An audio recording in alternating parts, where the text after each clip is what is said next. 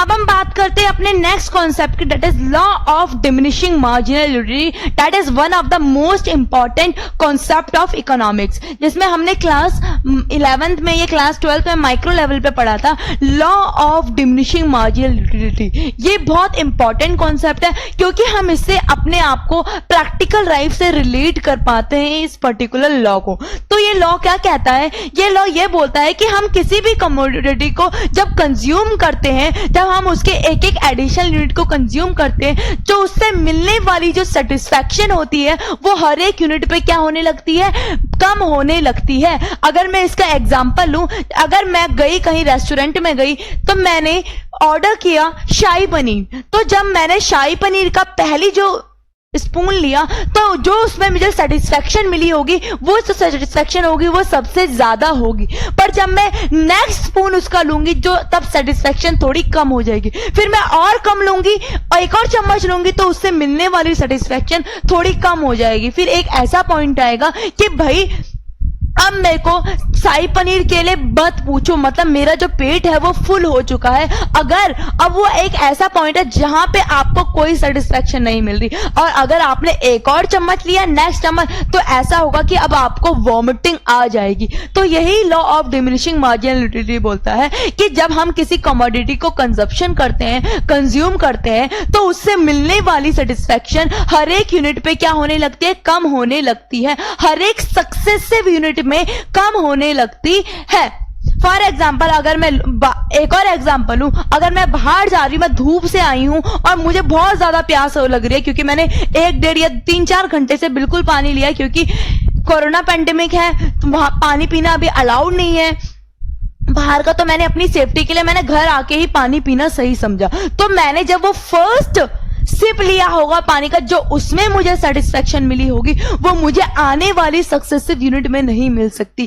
फिर जब मैंने सेकंड सिप मिला तो जो पहली सेटिस्फैक्शन मिली होगी उसके कंपैरिजन मुझे जो अब सेटिस्फैक्शन मिली होगी वो थोड़ी कम मिली होगी। ऐसे ऐसे जैसे जैसे मैं सक्सेसिव यूनिट को कंज्यूम करती रहती हूं तो मुझे मिलने वाला उससे सेटिस्फैक्शन क्या होने लगता है? डिक्लाइन होने लगता है। और फिर एक ऐसा टाइम आता है कि बस अब मैं नहीं पी सकता, और अगर मैंने एक और घूंट पी लिया तो मेरा पेट फट जाएगा या फिर मैं वॉमिटिंग कर दूंगी उस कमोडिटी को क्या करके? कंज्यूम करके। तो क्या लिखा है यहाँ पे? According to this law, as more and more unit of a commodity are consumed, कि जब आप मोर एंड मोर यूनिट को क्या कर रहे हो? कंज्यूम कर रहे हो, तो एमयू इंप्लाइज मार्जिनल यूटिलिटी, कि जो हर एक यूनिट को कंज्यूम करके जो चेंज आ रहा है आपका, derived from every additional unit tends to diminish. तो क्या होने लगेगा? जो सेटिस्फैक्शन लेवल होगा आपका वो डिक्लाइन होने लगेगा, घटने लगेगा। इट में इवन बिकम जीरो और नेगेटिव, और ये जीरो भी हो सकता है और नेगेटिव भी हो सकता है। जीरो मतलब कि भाई अब मेरा पेट भर चुका है, अब मेरे पेट में कुछ जाने योग्य नहीं है। पर अगर मैं एक चम्मच और ले लूं, दैट इज नेगेटिव, कि भाई अब मेरे को वॉमिटिव आ जाएगी क्योंकि मुझे अब उससे कुछ सेटिस्फैक्शन नहीं मिल रही, क्योंकि मैंने उसका मोर एंड मोर यूनिट क्या कर लिया है? कंज्यूम कर लिया है। अब ध्यान से देखना, ये टर्म्स बहुत ज्यादा इंपॉर्टेंट है।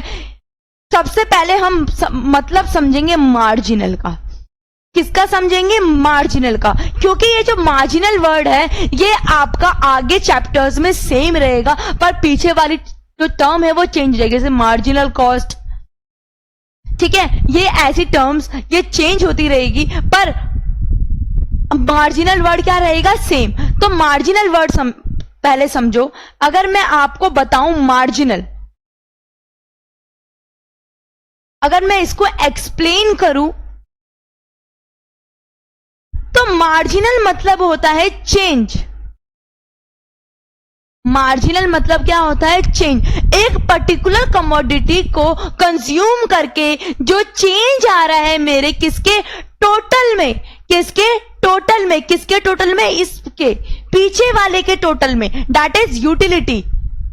टोटल यूटिलिटी के में तो उसको बोलते हैं हम मार्जिनल यूटिलिटी। तो समझा आपने कि मैंने बोला आपका ये जो वर्ड है मार्जिनल आपको आगे भी देखने को मिलेगा। तो अगर आ जाए मार्जिनल कॉस्ट, अगर क्या आ जाए? मार्जिनल कॉस्ट, तो मैं बोलूंगी मार्जिनल मतलब क्या होता है, चेंज। किसके चेंज, पीछे वाले के उसमें चेंज। किसके उसमें, पीछे वाले डिजिट के उसमें, पीछे वाले कॉन्सेप्ट के उसमें चेंज। तो मार्जिनल बोलता है जो मेरा चेंज आता है टोटल में, किसके टोटल में, पीछे वाले डिजिट के उसमें चेंज, तो उसको बोलेंगे हम टोटल कॉस्ट। अब देखो क्या बना, मार्जिनल मतलब चेंज, एक जो मेरा चेंज आता है किसमें चेंज, टोटल यूनिट को में चेंज, एक एडिशनल यूनिट को क्या करके, प्रोडक्शन करके, एक एडिशनल यूनिट को प्रोडक्शन करके जो मेरा चेंज आता है टोटल कॉस्ट में, उसको बोलते हैं हम मार्जिनल कॉस्ट। ये चीजें अगर आप आगे कॉन्सेप्ट में अप्लाई करोगे तो आपको सेम रिजल्ट मिलेगा, पर आपको क्या करना है, पीछे का चेंज कर देना है। जो पीछे लिखा हुआ है वर्ड उसको आपको चेंज करना है। कॉस्ट कब आती है, जब प्रोडक्शन करते हैं। यूटिलिटी मतलब सेटिस्फैक्शन। अब देखो मैंने जो यहां पे लिखा आपका मार्जिनल यूटिलिटी, मैंने लिखा यहां पे मार्जिनल यूटिलिटी मतलब चेंज। अब एक एडिशनल यूनिट को कंज्यूम करके जो चेंज आता है मेरे किस में, टोटल में। किसके टोटल में, उस पीछे वाले कॉन्सेप्ट के टोटल में, that is utility. Total utility में जो भी चेंज आता है मुझे को एक एडिशनल यूनिट को कंज्यूम करके, that is called marginal utility. अगर मैं बात करूं मार्जिनल कॉस्ट की, एक पर्टिकुलर एक एडिशनल यूनिट का प्रोडक्शन करके जो चेंज आता है मेरे किसके टोटल में, किसके टोटल में, इस पीछे वाले के, that is cost, total cost में, उसको बोलते हैं हम मार्जिनल कॉस्ट। ध्यान से समझना, इंपॉर्टेंट है बहुत ज्यादा। आपको ये टर्म्स को कंक्लूड करना आना चाहिए, पता होना चाहिए कि एक्चुअली में टर्म्स क्या होती हैं। तो देखो क्या लिखा है, डेफिनेशन। अगर आपने ये चीज जो ये मैंने ट्रिक आपको बताई, अगर आपने ये समझ ली तो आपने डेफिनेशन आप अपने आप बिल्कुल फॉर्म कर लोगे। It refers to additional utility on account of consumption of an additional unit of a commodity. जब एक एडिशनल यूनिट का आप कंज्यूम करते हो और जो चेंज आता है आपके टोटल में, that is called marginal utility. अब मार्जिनल यूटिलिटी को निकालने का फॉर्मूला क्या होता है, जब आप ऊपर वाले में से नीचे वाले को क्या कर दोगे, माइनस कर दोगे, तो आपका मार्जिनल यूटिलिटी निकल जाएगा। ये अभी हम देखेंगे, आपको बस यहां पे ये समझना है। या फिर जो आपका चेंज आ रहा है आपके टोटल में, किसकी वजह से, चेंज इन एडिशनल यूनिट, जो चेंज आया आपके एडिशनल यूनिट में, अगर हम उसको डिवाइड कर दे देखो तो उससे आ जाएगा, क्या बोला, जो चेंज आ रहा है आपके, दो फॉर्मूलेज हैं आपके मार्जिनल यूटिलिटी निकालने की। ठीक है, अगर मुझे मार्जिनल यूटिलिटी निकालना, चेंज निकालना, मैं पहले वाला फॉर्मूला निकालूं, एन क्या है, यूनिट्स, एम क्या है, यूनिट्स। अब मुझे निकालना है इस फॉर्मूले से, किस फॉर्मूले से, इस फॉर्मूले से। अगर मैं ये फॉर्मूला अप्लाई करूं, टोटल यूटिलिटी एन, एन मतलब यूनिट, अगर मैं इस यूनिट का निकाल रही हूं तो ये क्या होगा, 8, और मैं अगर इसका निकालू टीयू, एन मतलब 1, और 1 में से 1 मैं कर दूंगी 0, तो टीयू 0 पे क्या है, जब 0 यूनिट करी तो टोटल यूटिलिटी भी 0 और मार्जिनल यूटिलिटी भी 0, तो 0। तो हमारा चेंज कितने का आया, 8 का। पर अगर मैं सेकेंड यूनिट में बढ़ूं, दैट इज एमयू एन पे, एमयू एन पे, एनथ मतलब एन का मतलब एमयू 2 पे बढ़ू, सेकेंड यूनिट पे बढ़ू, तो मेरा टोटल यूटिलिटी क्या है, 14, और टीयू मतलब टोटल यूटिलिटी कहां पे, n माइनस 1, n मतलब 2 माइनस 1 मतलब 1 पे कितना है, 8, तो हमारा चेंज आया 6 का, दैट इज 6। ये आ गया मेरा मार्जिनल यूटिलिटी। ऐसे निकालू, पर जब अगर मैं इस फॉर्मूले से निकालू, दोनों इजी है। चेंज इन टोटल यूटिलिटी, कितने का चेंज आया आपके टोटल यूटिलिटी में, यहां पे 8 का, यहां पे 6 का, यहां पे 4 का, यहां पे 2 का, यहां पे 0 का, यहां पे -2 का। तो चेंज देखो, अगर मैं इस फॉर्मूले को अप्लाई करूं सेकंड यूनिट पे, तो मेरे को चेंज आया 6 का। कितने पे चेंज, कितने यूनिट का चेंज, 1 का। तो जब मैंने इसको डिवाइड करा तो आंसर इज 6। सेम वही आएगा मार्जिनल यूटिलिटी। आप अगर दोनों फॉर्मूले से अप्लाई करोगे, the answer will be the same. अब next one is total utility. Total utility मतलब क्या होता है, it is the sum total of utility derived from the consumption of all the units of the commodity. यह क्या बात करता है कि ये सम टोटल की बात करता है कि सारी यूनिट को कंज्यूम करके मेरा क्या क्या कंजप्शन हो रहा है, मुझे कितनी सेटिस्फेक्शन मिल रही है। जैसे 8, फिर 8 और 6 14, 14 और 4 18, 18 और 2 20, 20 में जब कुछ भी सेटिस्फेक्शन नहीं बढ़ी डेट इज 0, और जब मेरी नेगेटिव है, जब मुझे वॉमिटिंग आने लग गई that is -2, 20 - 2 is equals to 18। अगर मैं सम करते जाऊं, सम ऑफ मार्जिनल यूटिलिटी, वो कहलाता है हमारा टोटल यूटिलिटी। फॉर्मूला देखो, total utility is sum of, इसका ये किसका साइन होता है, सम ऑफ मार्जिनल यूटिलिटी। आप इसके नीचे फॉर्मूला लिखोगे, ये टेबल आपको फॉर्म करनी है। फिर इसका है डायग्राम। अगर मैंने डायग्राम इसका बनाया, देखो 0, अब यहां पे मैंने यूनिट्स रखी है और यहां पे मैंने यूटिलिटी लिखी है। यहां पे मैंने यूनिट्स और यहां पे मेरी यूटिलिटी। अब मैम बोलोगे, मैम आपने किस बेसिस पे, आपने एक्स एक्सिस पे यूनिट्स रखा और किस बेसिस पे वाई एक्सिस पे आपने यूटिलिटी लिखी, सेटिस्फेक्शन लिखी। बेटा हम एक्स एक्सिस पे वो चीज रखती है जिस पे हर एक चीज डिपेंड होती है। जैसे कि यहाँ पे हमारे यूनिट्स पे हर एक चीज लिखी है, हमने इतनी यूनिट करी इतने का सेटिस्फेक्शन मिला, इतनी यूनिट करी इतने का सेटिस्फेक्शन, तभी हम यूनिट्स को एक्स एक्सिस पे रखा है। जिस चीज पे हर एक चीज आधारित होती है तो हम उसको एक्स एक्सिस पे रखते हैं। तो जब मैंने डायग्राम प्लॉट किया कि यूनिट हमारी 1 2 3 4 5 6 7 8, पर जब मैंने यूटिलिटी के उसमें फॉर्म करा तो देखा कहीं पे 5, कहीं पे 10, कहीं पे 18 और यहां तक 1 से लेके 18 तक लिखना बहुत ज्यादा डायग्राम लंबा हो जाता है, तो मैंने 5 का गैप रखा। जब मेरी 0 सेटिस्फेक्शन थी, 0 यूनिट थी, तो मेरी टोटल यूटिलिटी इज 0। जब मेरी 1 हुई तो मेरे को 8 की सेटिस्फेक्शन मिली टोटल यूटिलिटी। बट जब मेरी 2 हुई तो मेरे को 14 की मिली। जब मेरी 3 हुई तो मेरे को 18 की। जब मेरी 4 हुई तो मेरे को 20 की। जब मेरे को 5 हुई तो तब भी 20 की, क्योंकि वहां पे मेरे को अब भूख नहीं लग रही, मेरे पेट में जाने का कुछ योग्य नहीं है। पर अगर आपने जबरदस्ती मेरे को खिला दिया तो भाई अब मेरे को वॉमिटिंग आएगी ही आएगी। और 6 पे आपको 18 दैट इज डिक्लाइनिंग, कि आपको अब सेटिस्फेक्शन नहीं मिली, आपको नेगेटिव सेटिस्फेक्शन मिल रही है। ऐसी मैंने मार्जिनल यूटिलिटी का फॉर्म करा, that is downward sloping, that is downward slowing, क्योंकि जो आपको चेंज आता है एक एडिशनल यूनिट को कंज्यूम करके, एक सक्सेसिव यूनिट को कंज्यूम करके, जो आपसे मिलने वाली सेटिस्फेक्शन है वो दिन पे दिन कम होने लगती है। पहले आपको इतनी सेटिस्फेक्शन मिली तो आपको जो दूसरी यूनिट में वो कम सेटिस्फेक्शन मिलेगी। तीसरे फिर एक ऐसा पॉइंट आएगा जब वहां पे 0 एंड द आगे यूनिट में आपको क्या होने लगेगा, नेगेटिव सेटिस्फेक्शन मिलने लगेगी। तो ये आपका डायग्राम है। तो मैं आपको एक, अब आता है most important relationship between TU and MU। TU मतलब टोटल यूटिलिटी एंड MU मतलब मार्जिनल यूटिलिटी। बहुत ज्यादा इंपॉर्टेंट है रिलेशनशिप। और अगर आपको कॉन्सेप्ट समझ में आ गया, डायग्राम समझ के आ गया, तो आपको रिलेशनशिप पढ़ने की भी जरूरत नहीं पड़ेगी, याद करने की भी जरूरत नहीं पड़ेगी, क्योंकि आपको जब ऊपर वाला समझ में आ गया तो आप उसी से फॉर्म कर लोगे ना रिलेशनशिप। मैंने सिंपली क्या किया है, मुझे डायग्राम पता है कि भाई ये होता है, मार्जिनल यूटिलिटी का स्लोप कैसा होता है, टोटल यूटिलिटी का कैसा होता है, तो मैंने उसके बेसिस पे अपने रिलेशनशिप TU एंड MU के बीच में फॉर्म कर लिया। पर एक और बात बता दूं, जब आपका MU 0 होता है तो हम उस पॉइंट, और आपका TU मैक्सिमम होता है तो आपका उस पॉइंट को हम बोलते हैं पॉइंट ऑफ सताइटी या फिर सैचुरेशन पॉइंट, कि भाई आपका अब पेट फुल हो चुका है, आपको कोई भी सेटिस्फेक्शन नहीं मिल रही है। That is called point of satiety या फिर सैचुरेशन पॉइंट।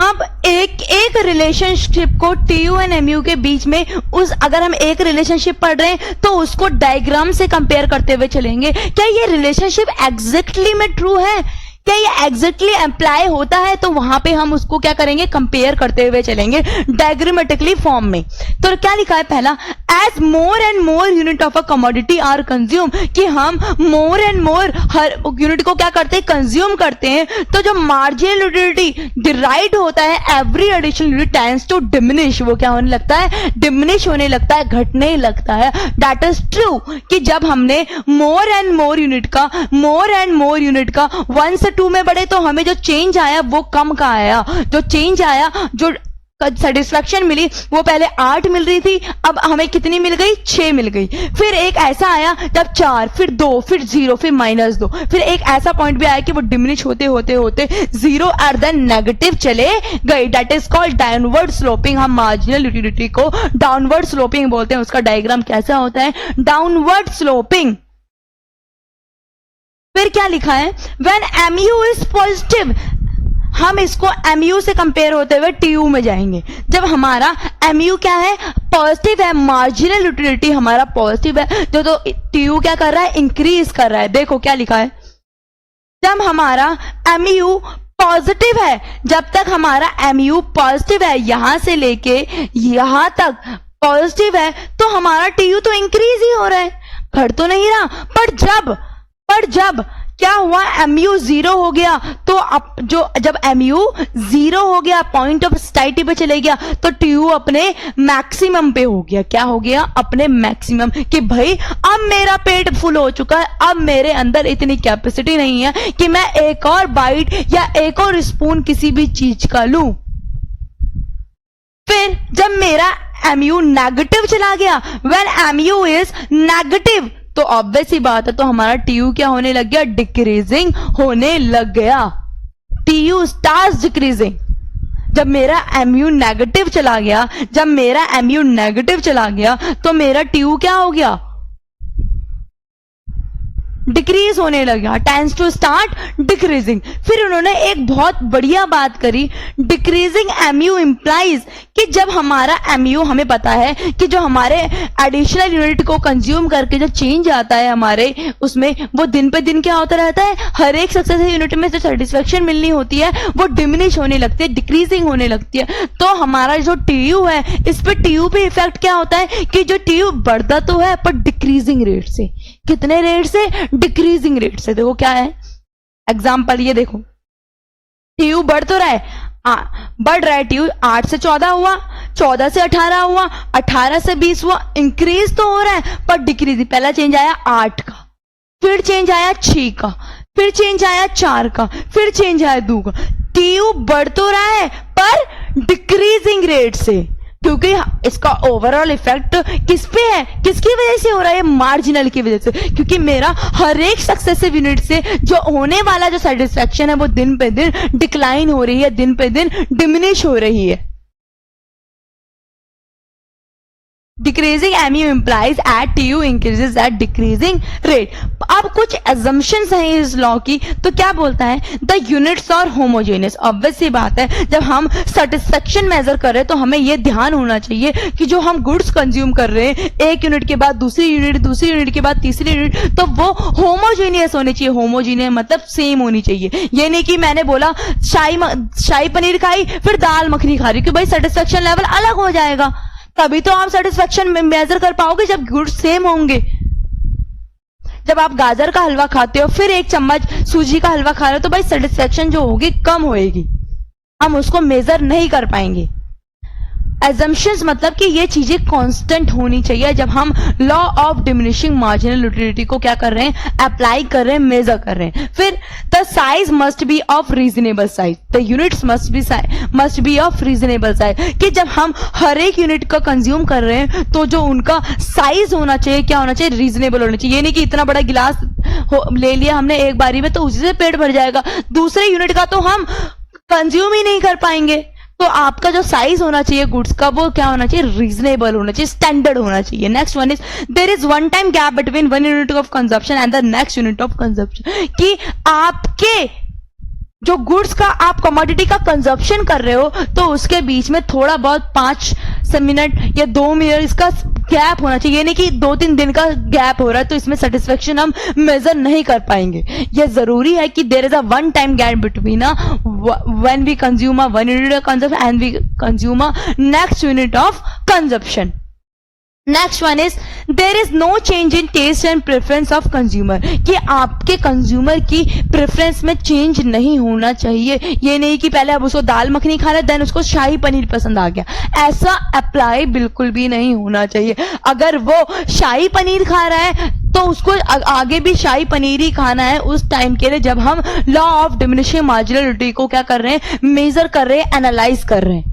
तभी हम सेटिस्फैक्शन को मेजर कर पाएंगे, तभी ये लॉ क्या हो पाएगा, अप्लाई हो पाएगा रियल टाइम पे।